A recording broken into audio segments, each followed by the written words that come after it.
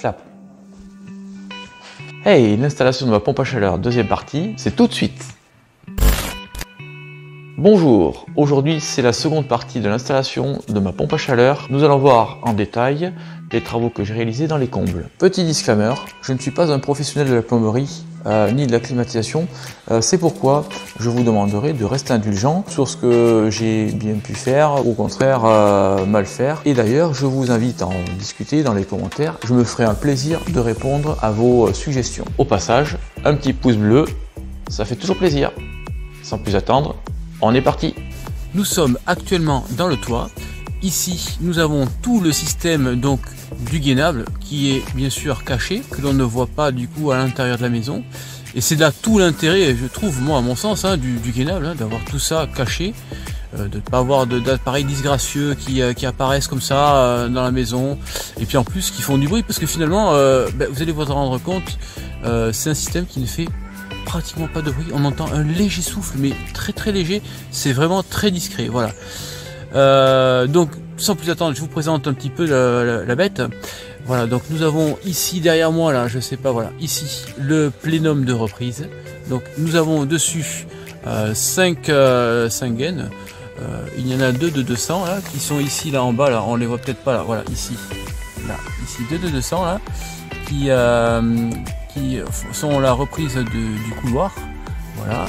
Et on a également une 200 et 2 300 qui font la reprise de l'entrée. Nous avons donc ici l'unité intérieure.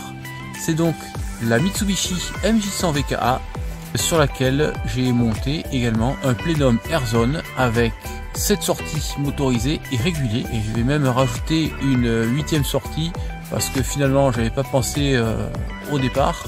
Mais je vais également climatiser mon cellier puisque j'ai une baie informatique dans mon cellier qui quand même chauffe pas mal l'été et j'ai besoin qu'elle soit rafraîchie en tout cas. En plus de ça, j'ai la commande par 40 donc du Mitsubishi qui se trouve dans le cellier avec bien sûr sa sonde de température. Et si je la fais fonctionner avec sa sonde de température, il y a un delta quand même assez important entre le cellier et mon entrée où j'ai donc le Blueface de chez Airzone. Donc voilà, je pense qu'il manque un petit quelque chose. Donc je vais rajouter un thermostat Sync Light qui lui régulera donc mon cellier. On se trouve maintenant devant le Airzone avec ici sa petite carte de régule. Voilà, si on la voit un petit peu mieux ici. Voilà, donc j'ai signé un petit peu en détail. Voilà. On peut voir les petits voyants, tout ça qui clignotent dessus, avec donc la passerelle Ethernet, également la passerelle qui communique avec donc le Mitsubishi PEAD M100JA. J'ai raccordé dessus des contacts de feuillure pour les fenêtres, du fait que bon voilà, j'ai 2 enfants, j'ai 2 filles et bon. Moi aussi le premier, des fois l'étourderie, on ouvre une fenêtre et puis voilà, on oublie d'éteindre la clim ou le chauffage, peu importe. Du coup, je me suis mis un petit peu ce garde-fou donc sur les 3 chambres, notre chambre, ma femme et moi, et également celle de mes filles. On peut voir ici toutes les sorties qui se trouvent donc sur le Airzone, avec hop là sous mon doigt le petit moteur qui régule le registre, qui ouvre et qui ferme un petit peu pour réguler le débit, qui fonctionne avec donc bien sûr les Blueface et Sync. Donc voilà, ici toutes les gaines de reprise qui repartent vers les différentes zones. Donc ce sont des gaines qui sont donc pour la partie chambre qui sont en diamètre 160, voilà, et la partie salon et cuisine, ce sont des gaines un peu plus grosses qui sont ici en 200. Donc pourquoi? Parce que tout simplement il y a plus de volume à traiter, donc forcément il faut des gaines un peu plus grosses, voilà. Donc encore une fois, bon, je me suis appliqué un maximum pour installer tout ça. Ça m'a pris quand même pas mal de temps à bien former chaque tête de gaine, mais au final je me dis que l'investissement valait la chandelle, parce que quand il a fallu que je rentre les gaines dans les viroles là, pour pouvoir les raccorder donc sur le Airzone, c'est rentré mais crème quoi, voilà, c'est C'était juste pour vous dire que certes j'ai passé un petit peu de temps, mais je pense que qualitativement et puis même au confort de la mise en place, je m'y suis retrouvé. Voilà. Alors j'ai fait toutes les gaines comme ça, hein, que ce soit ici les gaines de soufflage ou de l'autre côté les gaines de reprise. J'ai quand même passé pas mal de temps. Je suis dans la partie comble du côté des chambres. Et donc vous pouvez voir ici, voilà, au fond là, toutes les gaines qui repartent vers les chambres des filles. Voilà, et puis ensuite ici de ce côté, je ne sais pas si on va le voir, la gaine qui repart vers ma chambre. Elle est dans cette direction là. Voilà, elle ressort du plénum et elle va dans ma chambre. Les gaines sont vendues en longueur de 10 mètres.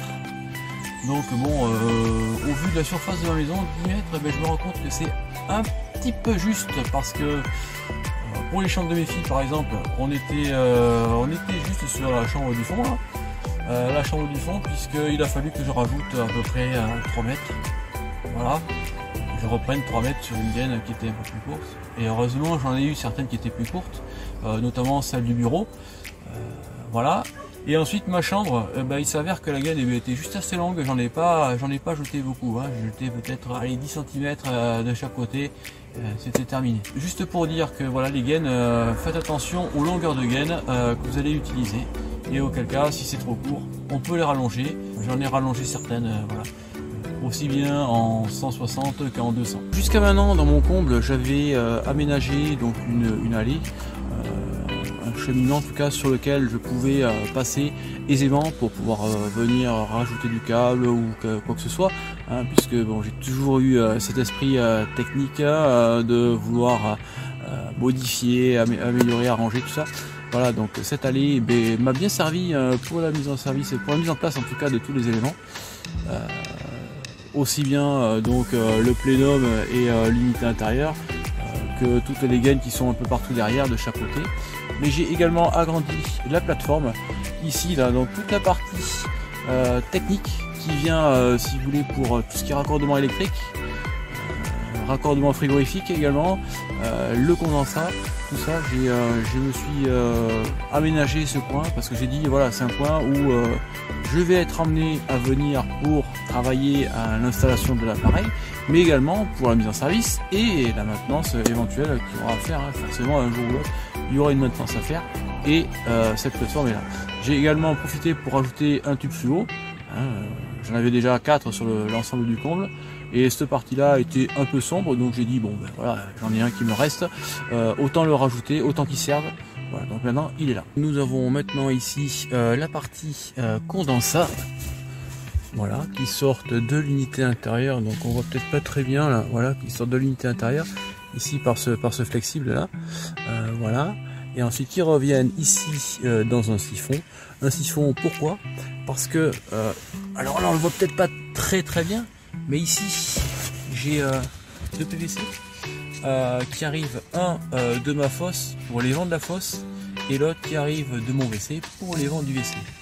Je profite de ces PVC dans mon toit pour y rejeter via le siphon que l'on a ici, voilà, les condensats. Pourquoi un siphon? Parce que justement les condensats c'est un bac qui se trouve en fond de l'unité intérieure.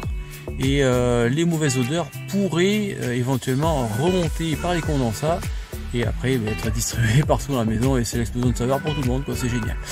Voilà, donc, du coup il y a un siphon et toujours un petit peu d'eau au fond du siphon de sorte que les odeurs ne reviennent pas. Ici la VMC qui ventile mon WC, ma fosse et du coup le siphon du plénum. Donc voici l'autre partie de mon comble, celle que l'on ne voit pas beaucoup sur les vidéos.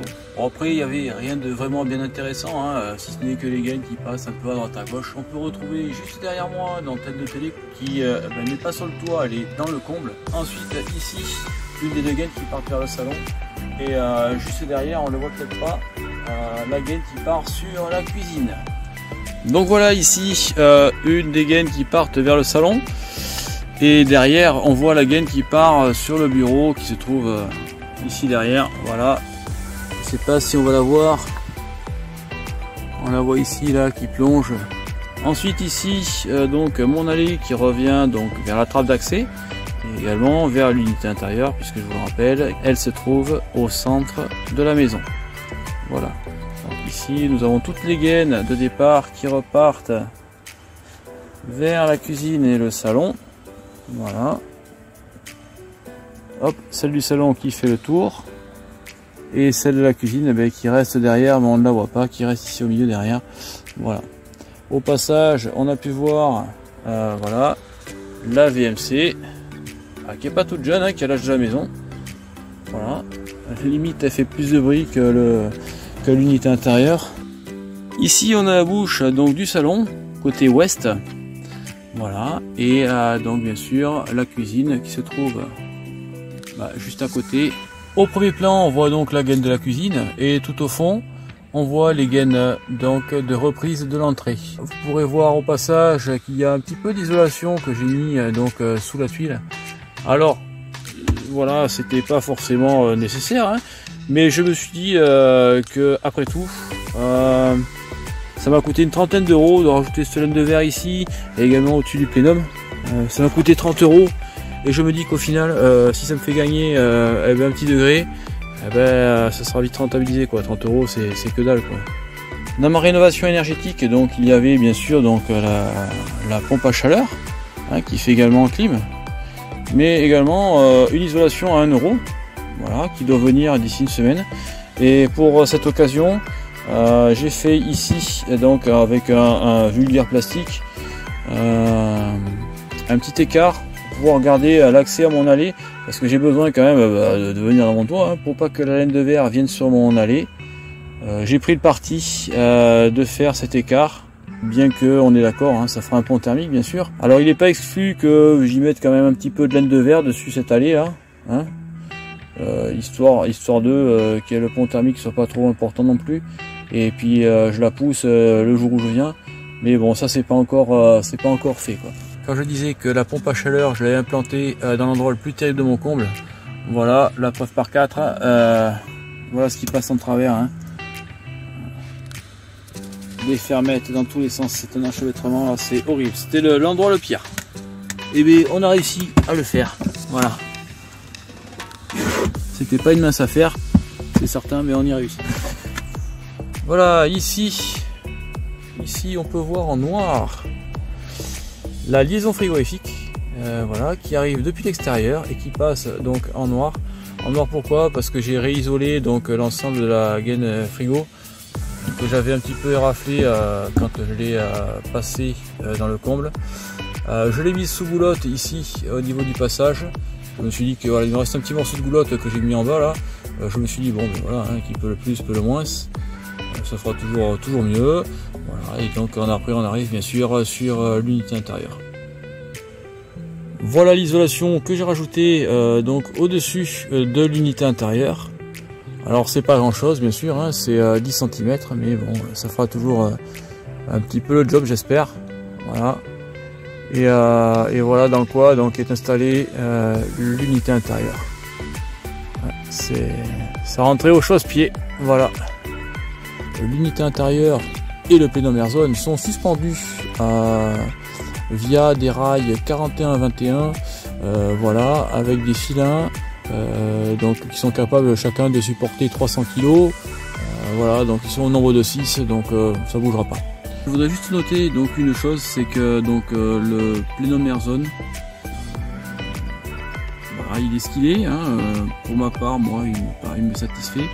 En tout cas, si je peux noter une chose, c'est que, comme on peut le voir, c'est un produit qui est quand même une finition assez propre. Vous voyez la petite finition là, avec les fils bien tauronnés, hop, qui descendent dans une petite gaine. C'est des petits détails, mais qui montrent quand même qu'il y a quand même une attention qui est apportée sur la propreté du matériel. Et moi je me dis que c'est gage de fiabilité. Vous voyez comment on rentre tous les moteurs de registre derrière la carte.